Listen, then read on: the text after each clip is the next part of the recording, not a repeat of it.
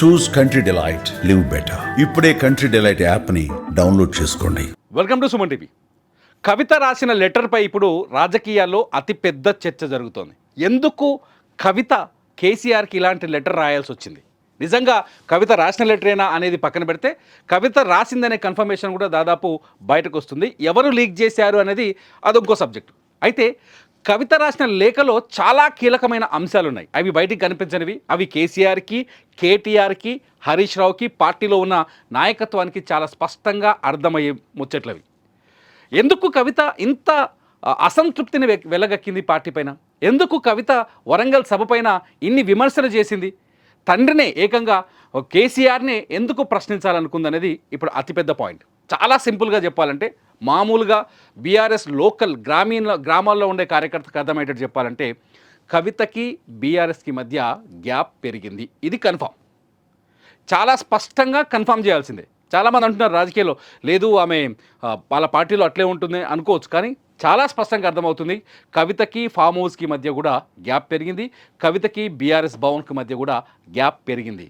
ఈ గ్యాప్ని ఫిల్ చేయలేని స్థాయికి పెరిగిపోయింది, అది ఒక అగాధంలా మారిపోయింది అనేది చాలా స్పష్టంగా అర్థమవుతుంది. అయితే కవిత ఎందుకు బహిరంగంగా ఈ లెటర్ని, ఈ లెటర్ని ఎందుకు లీక్, కవిత రాసిన లెటర్ ఎందుకు లీక్ అయింది అంటే, ఎవరు లీక్ చేసిన పక్కన పెడితే, మొట్టమొదట కవిత కోరుకుంటుంది ఏంటంటే, పార్టీలో నాకు సరైన ప్రాధాన్యత లేదు అన్నది కవిత మొదటి వాదన. ఫస్ట్ మనం ఒకటి తీసుకుంటే, పార్టీలో ప్రాధాన్యత లేదు, పార్టీలో ప్రాధాన్యత మొదటి కారణం. ఎందుకంటే చాలా స్పష్టంగా మొన్న వరంగల్ సభ తర్వాత, ఏప్రిల్ 27న జరిగిన వరంగల్ సభ తర్వాత పార్టీ నాయకత్వం పూర్తి స్థాయిలో కేటీఆర్ చేతుల్లోకి వెళ్తుందని ఒక చర్చకు తెరలేసింది. కేటీఆర్ చేతుల్లోకి పార్టీ నాయకత్వం వెళ్తే, కేటీఆర్ నాయకత్వంలో అంటే కేసీఆర్ ఎవరైతే పార్టీ నాయకత్వాన్ని అప్పగిస్తాడో ఆ నాయకత్వంలో పనిచేయడానికి నేను సిద్ధంగా ఉన్నానని హరీష్ రావు కూడా చాలా స్పష్టంగా విలేకరుల సమావేశంలో ఓపెన్గా చెప్పేశారు. సో ఒకవేళ పార్టీ కేటీఆర్ నాయకత్వంలోకి వచ్చినా, పార్టీలో నెంబర్ 1, నెంబర్ 2 స్థానాల్లో ఎవరు ఉంటారు? అయితే కేటీఆర్ నెంబర్ 1లో ఉంటాడు. కేటీఆర్ నెంబర్ 1 స్థానంలో ఉంటే ఆటోమేటిక్గా హరీష్ నెంబర్ 2 స్థానంలో ఉంటాడు. లేదంటే హరీష్ నెంబర్ 1 స్థానంలో ఉండనుకోండి, ఆటోమేటిక్గా కేటీఆర్ నెంబర్ 2 స్థానం ఉంటారు. అంటే పార్టీలో నేను ఉండాలనుకున్న స్థానంలో నేను ఉండలేకపోతున్నాను అనేది కవిత మొదటి వాదన. రెండోది వచ్చేసి, పార్టీలో నాకు సరైన విలువ లేదు అని కవిత మొదటి నుంచి భావిస్తున్నట్టుగా తెలుస్తుంది. ఎందుకంటే లిక్కర్ స్కామ్ కేసు కావచ్చు, లిక్కర్ స్కామ్స్ కేసులో కవిత జైలుకి వెళ్ళింది. అది బీజేపీ తన పైన, బీఆర్ఎస్ పార్టీ పైన రాజకీయ కక్ష తీర్చుకుంది అనే ఒక చర్చ జరిగింది రాజకీయంగా. ఈ సమయంలో బీజేపీని టార్గెట్ చేయడం మానేసిన కేసీఆర్, అంటే అంత పెద్ద సభలో బీజేపీని టార్గెట్ చేయలేకపోయారు, బీజేపీ పైన విమర్శలు చేయలేకపోయారు.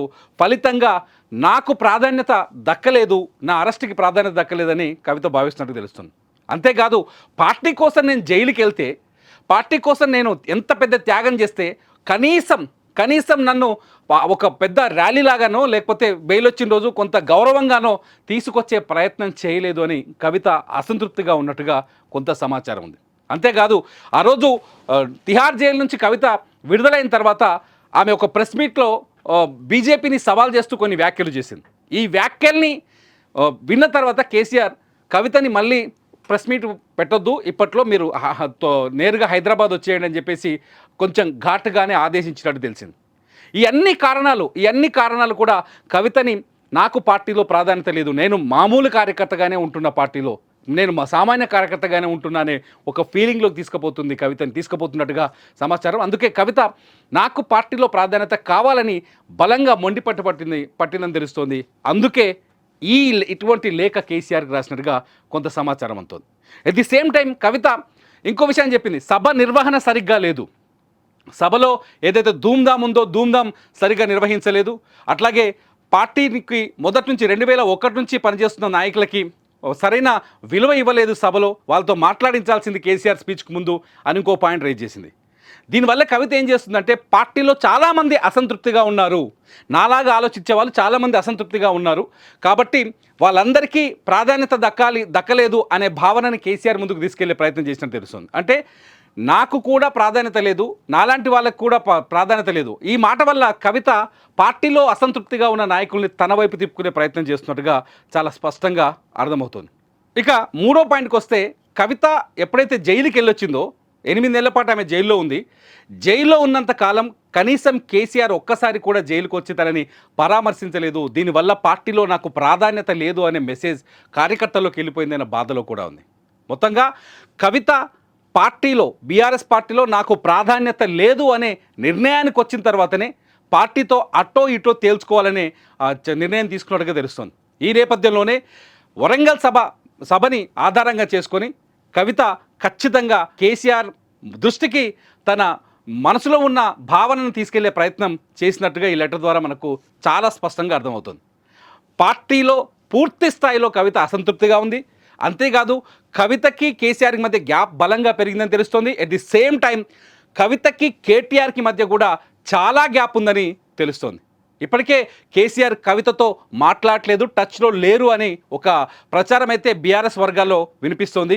ఎట్ ది సేమ్ టైం కేటీఆర్కి నాయకత్వ బాధ్యతలు వస్తే నేను సహించేది లేదు అనే భావనతో కవిత కూడా ఉన్నట్టుగా కొంత చర్చ జరుగుతోంది. ఏది ఏమైనా బీఆర్ఎస్ పార్టీలో పుట్టిన ఈ ముసలం మాత్రం ఇంకొంచెం పెరిగి పెద్దదయ్యే అవకాశాలు చాలా స్పష్టంగా కనిపిస్తున్నాయి. మొత్తానికి కవిత అధినాయకత్వాన్ని వ్యతిరేకిస్తోంది అనే విషయం బయటకు వచ్చింది ఆ లేఖ ద్వారా. అట్ ది సేమ్ టైం కవిత తనకు ఒక ప్రాధాన్యమైన చాలా కీలకమైన పార్టీలో కీలకమైన పొజిషన్ని కోరుకుంటున్నట్టుగా కూడా అర్థమవుతుంది. ఎందుకంటే కవిత కొన్ని రోజులుగా పార్టీతో సంబంధం లేకుండా, పార్టీ నిర్ణయం లేకుండా తెలంగాణ జాగృతి పేరుతో కొన్ని కార్యక్రమాలు చేస్తోంది. చాలా స్పష్టంగా బీసీ కులగణన పైన అందరికంటే ముందే మొన్న కేంద్రం బీసీ కులగణన గురించి ఒక ప్రకటన చేయడంతో, కులగణన గురించి ప్రకటన చేయడంతో అందరికంటే ముందే కవిత స్పందించింది. చాలా విషయాల్లో పార్టీ వాయిస్ లాగా కవిత స్పందిస్తూ వస్తుంది. తన ఉనికిని తను చాటుకునే ప్రయత్నం చేస్తూ వస్తుంది. ఈ నేపథ్యంలోనే కవిత పార్టీలో చాలా స్పష్టంగా అర్థం చేసుకో, పార్టీలో ఒక కీలకమైన స్థానం కోసం కవిత ఈ పోరాటం చేస్తుందని తెలుస్తుంది. అయితే ఈ పోరాటాన్ని కేసీఆర్ క్షమిస్తారా, అర్థం చేసుకుంటారా, క్షమిస్తారా, లేకపోతే ఆమెకు ప్రాధాన్యతను ఇస్తారా లేదా అనేది ఇప్పుడు అతిపెద్ద ప్రశ్నగా మారుతుంది. మీరేమనుకుంటారు? కవిత పార్టీలో సముచితమైన స్థానంలో ఉన్నారా లేరా? అందుకే కవిత ఈ నాయకత్వంతో విభేదిస్తున్నారా? కేటీఆర్ని పార్టీకి పూర్తి స్థాయి నాయకుడిగా మార్చే విషయంలో కవిత అసంతృప్తిగా ఉందని మీరు భావిస్తున్నారా? ఒకవేళ మీ ఆలోచన ఎలా ఉందో ఈ వీడియో కింద కామెంట్ చేయండి. చూస్తూనే ఉండండి సుమన్ టీవీ.